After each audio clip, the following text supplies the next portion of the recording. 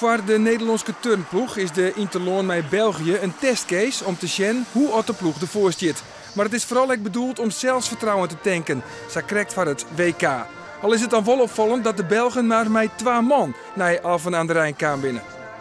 Ook zij, evenals de Nederlanders, kampen met kleine blessures. En zij hebben ervoor gekozen de andere turners thuis te houden op grond van die blessures uit pure zorgvuldigheid. Maar ook de Nederlandse ploeg gaat dus te krijgen met verskate blessures. En dat is dan weer de reden dat bondscoach Sadao Hamada in totaal 8 turners meeneemt naar Japan. En in Tokio moet er dan nog in een oorvallen. Het doel van de Nederlandse ploeg is helder. Eindig je bij de beste sextje. In dat geval is plaatsing voor de Olympische Spelen net definitief. Maar komt de ploeg vol in aanmerking voor een herkansing. Maar dan nog, eindig je bij de beste sextje is een hele zwiere opjefte. Anything is possible, but only my goal is to finish in top 16. That will be the main goal, top 16. Yes, at this point, so that we can go to the testing event in January 2012. We have approximately 2 weeks to prepare for the team competition. And I think that's perfect time. Not too long, not too short. Hamada maakt de definitieve ploeg pas in Tokio bekend. Al liek het, deze Jeffrey Wammers op Vaarhoorn wist van een plak in de ploeg. Arjen Butter van het Jereveen is dat net, maar had vol de hoop dat hij hem nog in de ploeg turnt. En datzelfde hield eens ek voor Michel Bletterman. De ruwe diamant uit Ljouwert is wat wisselvallig, maar had het laatste hier wel een heel soort progressie maken. Bletterman is in elk geval vol vertrouwen.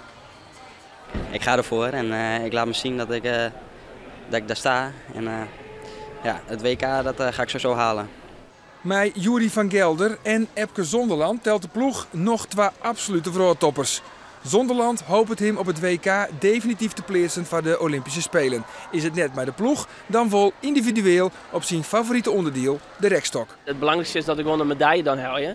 Dus of het 1, 12, 3 is, ja, dat vind ik wel eigenlijk net heel belangrijk. Ik wil gewoon die medaille halen en dan wil ik zeker dat ik naar de Olympische Spelen kan. En dan hoop ik dat we mijn team natuurlijk bij de beste sectie zitten om en een kans te hebben voor het team en gewoon te kunnen oefenen in de Olympische hal. Neert wordt onder tafel oerlitten. Deze rekstok Bigeliks is van Japanse makelij en is ook dezelfde die ze broeken op het WK. Oeral dat Epke hinnegiet, dat is ook deze rekstok, om maar zo volle mogelijk om elkaar te wennen. Op het WK wil Epke een combinatiemootje van de 2 vluchtelementen, de Cassina en de Coleman. Epke is de enige turner op de wereld die dat kan. Maar dan moet alles wel perfect die in. Dit is de Cassina, maar dit is net de Coleman, want Epke combineert dat nou met de Kovac. Dat scheelt een schroef en dus ook punten in totaal van een G-element naar een D-element.